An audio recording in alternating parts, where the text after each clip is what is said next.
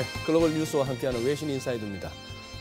북한 6차 핵실험 때문에 국제사회가 뒤숭숭합니다. 이 말 하기도 좀 민망한 거는 뒤숭숭하다가 금방 안정되는 느낌이긴 합니다만 이번 사태에 대해서 외신 반응 하나 살펴보도록 하겠습니다. 박지원 리포터 준비한 내용 알려주시겠습니까? 네, 트럼프 대통령이 북핵 도발에 대한 추가 제재의 일환으로 북한과 거래하는 모든 나라들과의 교역을 중단하는 방안을 고려 중인 것으로 알려졌습니다.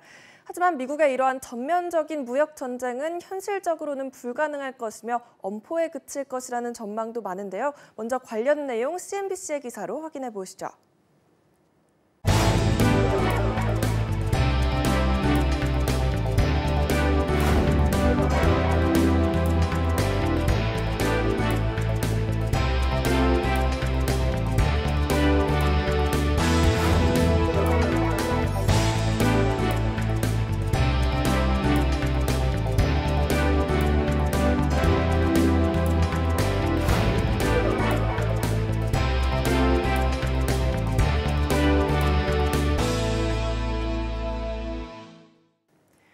네, 이렇게 최근 북한의 위협 이후 트럼프 대통령이 굉장히 강경한 태도를 취했지만 시장에서는 대체로 공허한 경고에 그칠 것이다라고 보는 분위기입니다. 이 북핵 문제를 둘러싸고 미국과 북한의 주요 교역국들과의 관계 앞으로 어떻게 변화할지 연구원님들의 의견 들어보도록 하겠습니다. 네, 지금 오늘 이제 공교롭게도 외신 인사이드에서 소개한 기사가 보니까 우리 최 고문님께서 메인 토크 마지막 부분에 말씀하셨던 가장 경계해야 될 요소, 이른바 세컨더리 보이콧이라고 하는 것과도 같은 내용이라도 할 수 있겠습니다. 지금 북한의 이 도발에 대응하는 이 트럼프 대통령의 그동안의 이 대처 방안, 이 부분에 대해서 한번 좀 코멘트를 한번 더 들어보고 싶습니다. 지금 진짜로 불확실성이 높죠. 지금 사실상 트럼프가 군사학교 출신 아닙니까? 고등학교를 거기서 나오고 그러니까 자기의 가장 좋아하는 책이 손자병법이라는 거예요. 그리고 그거를 협상의 달인 기술인가 거기서도 많이 소개를 했고요. 그래서 뭘 하는 거 보면은 우리가 손자병법에 나오는 것들을 많이 써요. 성동격선이 등등.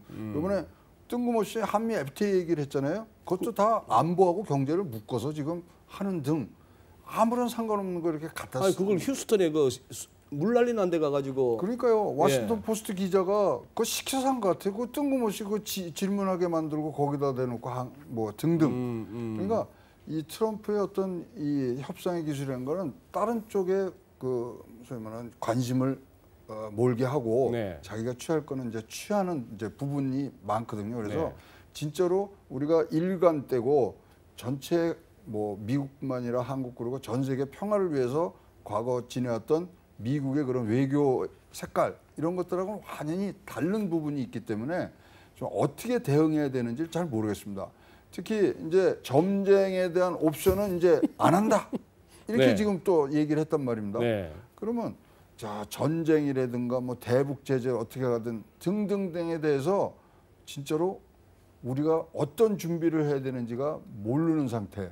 답답하죠. 그리고 북한은 또 미국하고만 대화를 하려고 그러고. 그래서 저는 이렇게 요새 표현을 하고 다닙니다. 제재를 하는 것은 여럿이 하는 거고요. 대화는 둘이 하는 거고 도발은 김정은 혼자 할 수 있는 거거든요. 그렇기 때문에 이것에 대해서는 모든 옵션에 대해서 우리가 가능성을 열어놓고 준비하고 있어야 된다고 생각합니다. 이번에 제가 먼저 말씀드릴까요? 그래서 이전에 미국의 외교 전략과 굉장히 흡사한 부분이 이제 중동에서는 실제 전쟁을 해요. 그런데 동아시아 쪽에서는 지정학적 불안감만 조장을 하고 계속 무기를 팔아왔거든요. 근데 이번에도 마찬가지입니다. 아프가니스탄에 4,000명을 파병했습니다. 파병하기로 결정을 했고 지금 동아시아 쪽에서는 리스크, 불안감을 자꾸 전쟁 얘기를 하면서 위기감을 자꾸 고조시키면서 무기를 팔기로 개념적인 합의를 했다라든지 이런 식의 발언들을 하면서 사드를 팔 수 있다 이렇게 그런 얘기들까지 나오고 있는 상황인 것 같아요. 그래서 결과적으로 돈으로 안보를 사라라는 이런 메시지를 좀 강하게 던지고 있는 부분이 아닌가 싶고요. 그렇기 때문에 우리가 좀 더 돈을 많이 벌어서 이거를 우리 국내 기업들이 또 많이 성장하고 이렇게 해서 무기를 많이 수입하면서 약간 트레이드 오프 관계가 형성이 돼야 하는 게 아닌가 지금 뭐 그런 생각이 듭니다. 역시 우리 비즈니스맨 출신이세요. 우리 트럼프 회장님, 대통령. 뭐 옛날 트럼프 회장님일 때야 그런 거 아닙니까? 까라면 까는 거고 준비 허락하면 딱 2장 내지 1장으로 딱 올라오고. 근데 이게 보니까 미국 대통령 돼 보니까 이 진짜 한 줌거리도 안 되는 데가 깐죽거리고. 그렇죠. 예, 좀 화가 날 것 같아요. 그래도 트럼프가 부동산 개발업자인데 부동산 개발이라는 거는 10개를 하면 10개가 다 성공하는 거 아니거든요. 그중에 하나만 큰 거 대박을 하면 2, 3년 먹고 사는 거지 않습니까? 그렇기 때문에 벌려놓고 터지면 거기서 또 만회하고 이게 몸에 배 있는 분이세요. 제가 보기에는. 그런 것 같네요. 그러다 보니까 일관성이 없다는 거죠. 맞습니다. 그러니까 어제 했던 이야기, 오늘 이야기 틀고요. 그러니까 화영감 분노 이야기하다가 김정은이 나를 존경한다 이야기했다가 또 전쟁 이야기했다가 중국에 대해서는 중국은 잘하고 있다고 했는데 세컨더리 보이또 이야기를 하니까 황제는 아시아권에서는 그러지 않습니까? 황제라는 것은 한번 조서를 내리면 고칠 수도 없고 그리고 수정할 수도 없는데 세계 유일 강국인 미국의 황제 같은 경우에는 트윗을 통해서 매일같이 조서가 바뀐다는 거죠. 그러니까 이솝 이야기에 나왔던 늑대 소년이 되니까 양치기 소년? 양치기 소년이 되다 보니까 북한도 현재 트럼프에 대해서 신경 쓰지 않고 하고 또 미국에 대해서 중국도 현재 그렇게 비중을 두지를 않는다는 거죠. 그러니까 중국에서 이야기하는 거는 만약 트럼프가 오케이 목장에 결투를 하겠다면 우리도 결투 신청 받아주겠다는 거죠. 만약에 4,400억 달러에 달하는 미국에 수출하는 중국 제품을 막으면은 너희 나라 같은 경우에도 수입을 통해서 256만 개 일자리를 창출하지 않냐. 그리고 실제 미국의 성장률이 0.2% 정도 끌어올리는 역할도 있고 현재 2000년 이후에 물가가 1.5%로 미국이 안정된 것도 우리의 싼 그 제품 때문에 그랬는데 그렇게 됐을 경우에 한번 붙어보자는 거죠. 그런 측면에서 봤을 경우에 앞으로 트럼프의 그 정치는 그 세계 경제뿐만 아니라 모든 정치 흐름에도 그렇게 큰 그 악영향을 미치지는 않을 것으로 보여집니다. 참 보면 세계 최강국의 대통령하고 거의 뭐 세계 최빈국이나 다름없는데 그럼에도 불구하고 핵은 들고 있다고 주장하는 나라의 지도자하고 배틀 붙는 것 같아요. 누가 더 독특한 캐릭터인가? 근데 우리나라 주식시장은요. 트럼프발 미사일 말폭탄에 더 많이 반응을 합니다. 북핵 6차 북핵 실험을 했을 때 우리가 마이너스 1.19 지수가 움직였는데 뭐 분노 화염 얘기할 때 마이너스 1.69가 움직였거든요. 그러니까 미사일이 더 센 놈이 트럼프에서 나오는 거지 북핵은 아니더라고요. 말폭탄이 더 세다. 말폭탄이 더 세더라고요.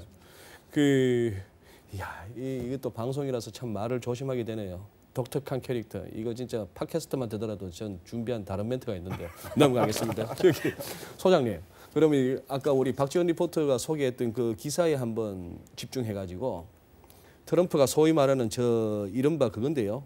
자, 북한하고 거래하는 애들은 우리하고도 거래할 생각하지 말란대요. 이게 현실적으로 가능할까요? 현실적으로는 거의 불가능할 것으로 보여집니다. 아무래도 미국과 중국의 그 경제 관계를 봤을 경우에는 상호 보완성이 너무 강하다는 거죠. 미국 같은 경우는 중국의 그 최첨단 반도체라든지 항공기, 우주선과 관련된 부품들을 수출하고 있고요. 중국에서는 저가 제품을 수입하면서 미국의 경제적 후생을 높이고 있고 또한 미국이 그 세컨더리 보이를 통해서 중국 제품들, 저가 제품을 막았을 경우에 인건비가 비싸기 때문에 생산이 안 된다는 거죠. 그런 측면에서 상호 보완성이 강하다는 측면에서는 그렇게 효과는 없고요. 그래서 세컨더리 보이것을 전면적으로 시행하는 게 아니라 그동안에 미국이 중국의 가장 큰 약점이라고 할 수 있는 금융시장의 부실 문제라든지 그리고 그 규율과 관련된 문제와 관련해서 걸고 넘어질 수가 있고요. 또 이런 부분들은 아주 다양하게 준비가 되어 있습니다. 상계 관세라든지 뭐 여타 다른 부분을 통해서 환율 조작국 지정이라든지 그런 쪽으로 앞으로 중국을 많이 괴롭힐 가능성이 있고요. 그렇게 되면 문제가 되는 것 중에 하나가 미국의 가장 그 강력한 군사 동맹국인 한국에 대해서 똑같이 보면서 중국에서는 앞으로 사드 보복에 이런 괘씸죄까지 적용을 시켜서 롯데뿐만 아니라 현대자동차 문제도 앞으로 상수처럼 계속 터지지 않을까 이렇게 우려스럽습니다. 예. 그 우리 오 팀장님 한 건 뭐 좀 돌발 질문이긴 합니다만 지금 이제 우리 이제 사드 6기 6기 다 이제 배치됐고요. 네네. 보니까 뭐 CCTV 보니까 유독 그 뭡니까 그 성주 지역민들의 어떤 그 반대 격심한 반대 과정에서 몸싸움 이런 것 갖다가 뭐 하루 종일 털어대던데 중국 애들이 뭐 만만찮을 것 같거든요. 바로 우리 저 김장수 대사 불러서 바로 빼라 이런 식으로까지 나오는데 계속 그거 갈 것 같고 한데 그렇다면 지금 우리 국내 저 중국 현지에서 생산하고 있는 우리 기업들 타격이 크다고 봐야 될 것 같고 그러고 그거 한번 여쭤보겠습니다. 후광통이 되었건 성광통이 되었건 우리가 지금 중국 쪽으로 투자하는 부분에 대해서 지금 현 이 시국에서 계속 괜찮은 투자 전략으로 보시는지. 그래서 이제 글로벌 헤지펀드들 같은 경우에는 네. 요즘에 이제 페어 트레이딩을 많이 합니다. 페어 트레이딩. 이제 발음이 지금 페어 트레이딩인데요. 발음이 좀 좋지 않습니다. 근데 이제 예를 들자면 뭐 그 일본 자동차가 좋아지는 국면에서 그러니까 뭐 엔화 약세로 인해서 일본 자동차의 수출이 늘어나서 뭐 일본 자동차 주가가 올라간다. 혼다나 도요타가 올라간다라고 하면 현대차 주가는 부진하고 그 매도를 때리고 여기는 롱을 잡는. 그래서 실제 주가도 일종의 롱숏이네요. 예, 그렇게 움직이는 경우들이 많습니다.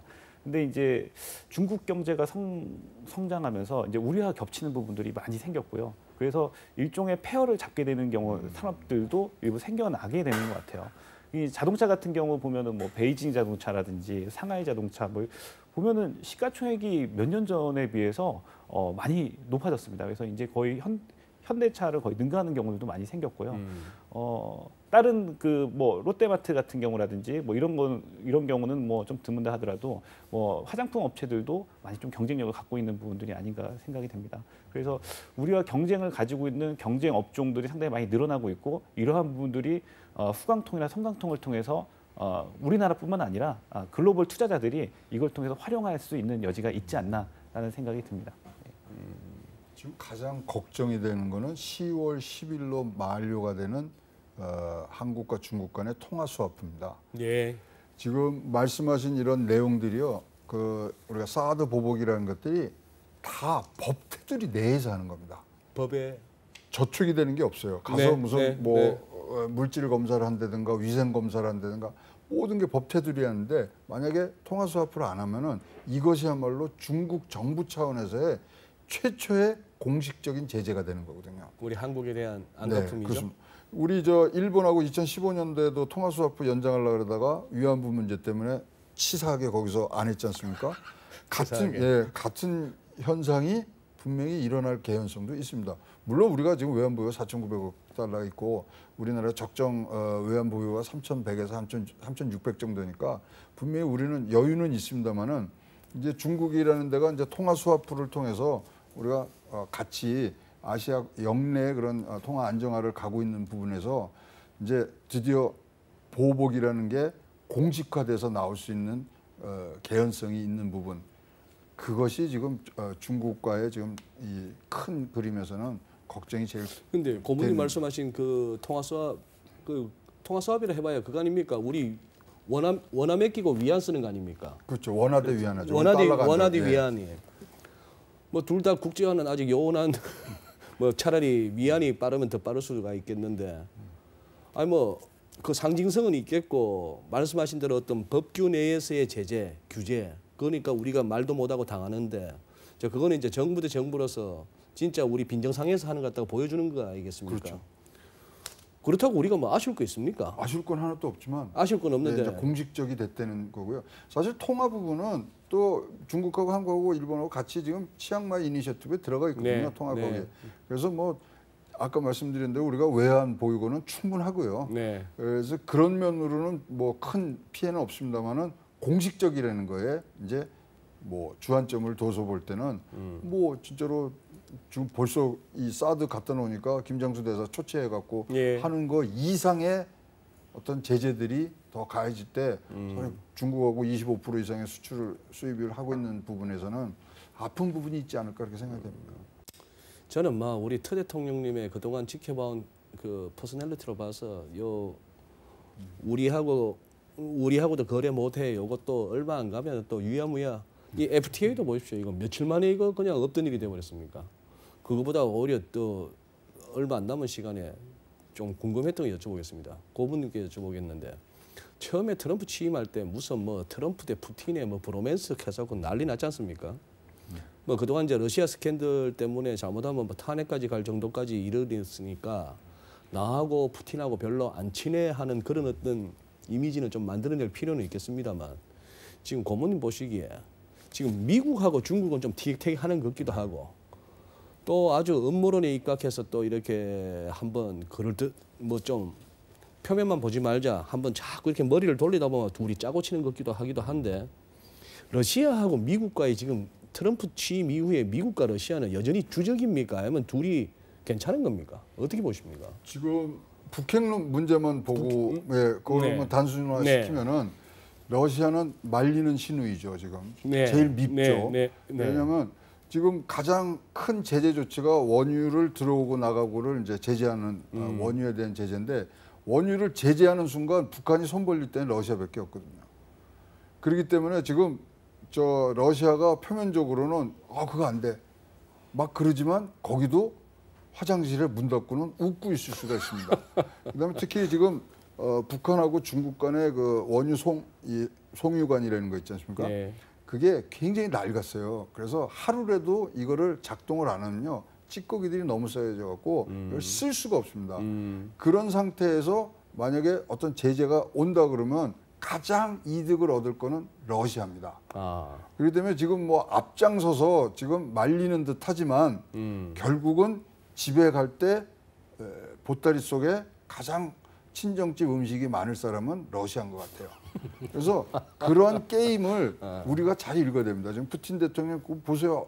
문재인 대통령하고 만났는데도 벌써 말리고 나오는데 말리는 거로만 봐서는 안 되는 것 같고요. 그렇다면 사실 그 부분은 트럼프 대통령이 진짜 우리나라를 도와준다 그러면 같은 수준의 그런 소위 말하는 압력을 러시아에게도 해줬어야 되는 거라고 생각합니다.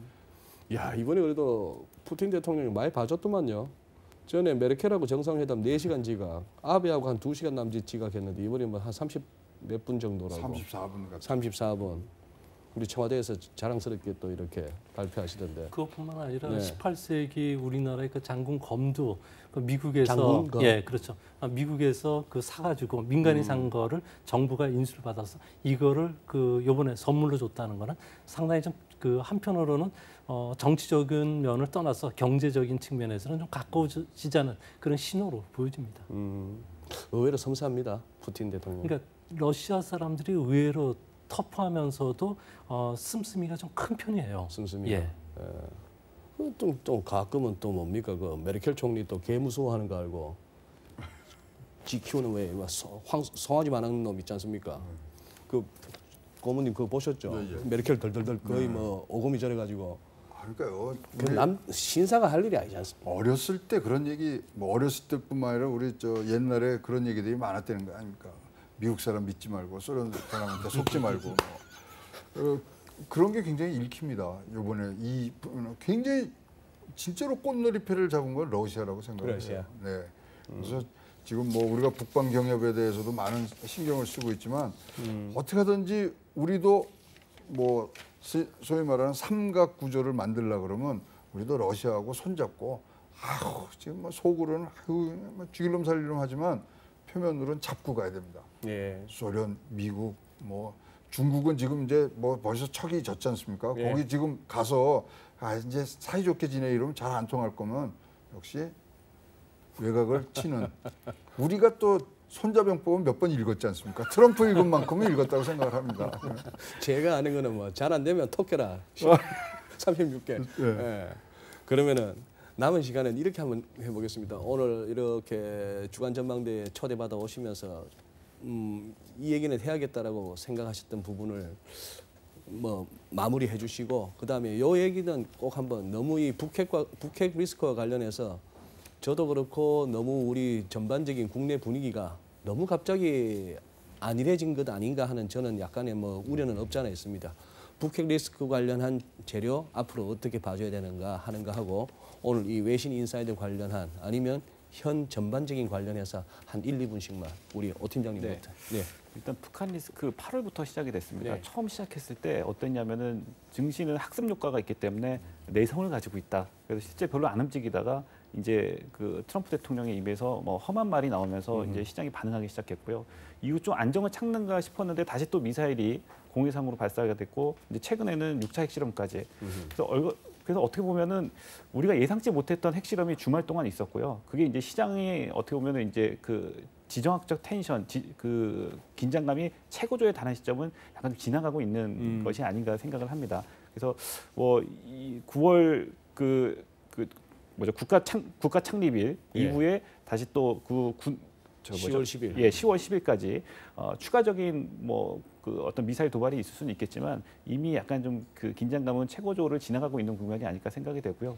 9월 달에는 모멘텀이 없고 오히려 통화정책 이벤트가 있기 때문에 이제 앞으로 시장은 좀 통화정책 이벤트로 시장의 관심이 옮겨가지 않을까 좀 조심스러운 생각입니다. 그래서 9월 한 달은 좀 쉬어가겠지만 10월 달에는 다시 펀더멘털에 대한 어떤 그 재조명 이런 것들이 나타나지 않겠냐 생각입니다. 그러면 한마디만 더.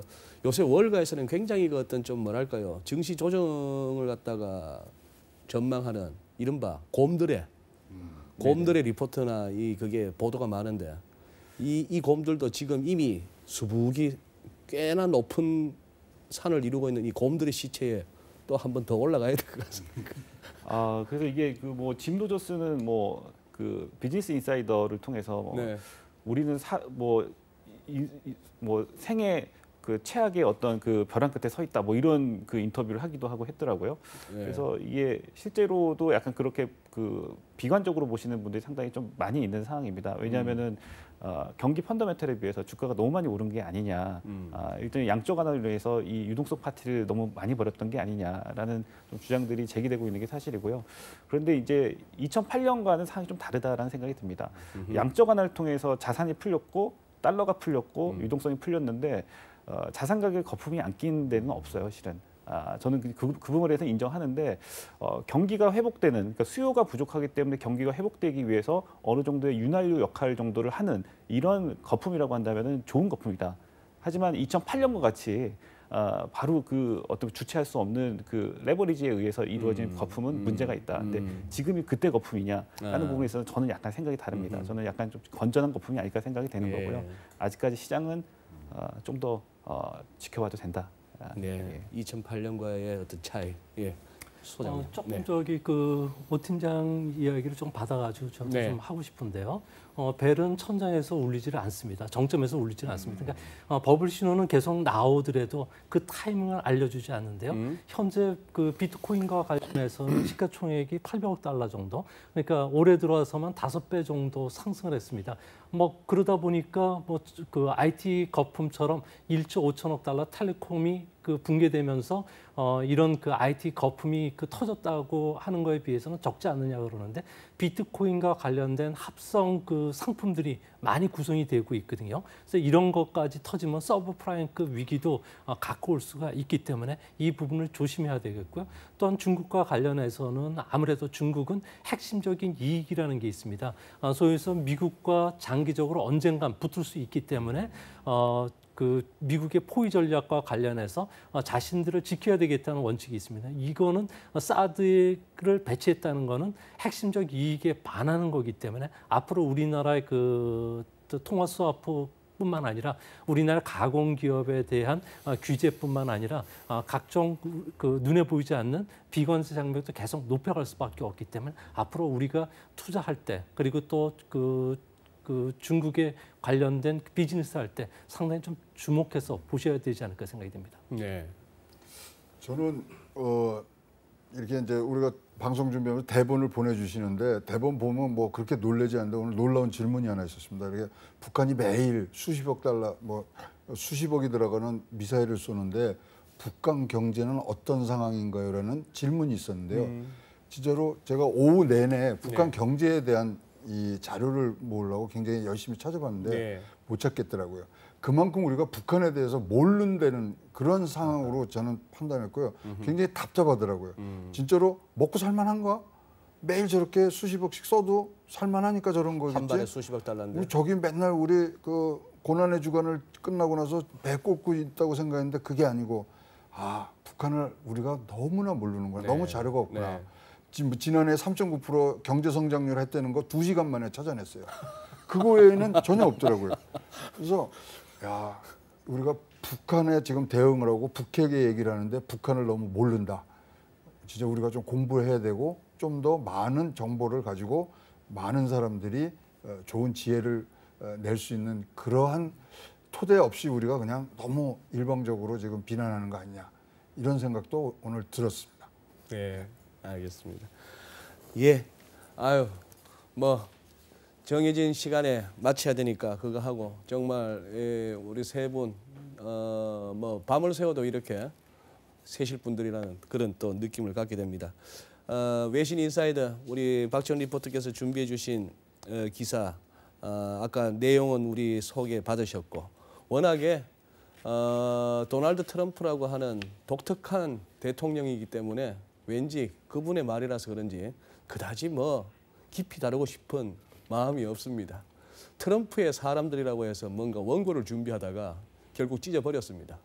뭐 2달, 3달은 못 가니까요. 그런 사람을 갖다가 해야 되는 상황. 네, 여기서 조금 더 뭐 주가 금리 환율과 관련해서도 한 본부장님께서는 이렇게 매주 짚어주셨는데 그 부분은 오늘 조금 생략했습니다. 왜냐? 사실 너도 모르고 나도 모르고 며느리도 모르는 단계입니다. 지금은 그런 단계고. 예, 대타로 이렇게 오늘 또 진행했는데 너무 좋은 분들 모시고 저 많이 공부하고 갑니다. 우리 시청자 여러분께서 얼마나 유익이 되셨는지 좀 궁금한데요. 예, 오늘 순서는 여기서 마치겠습니다. 세 분 감사합니다. 고맙습니다.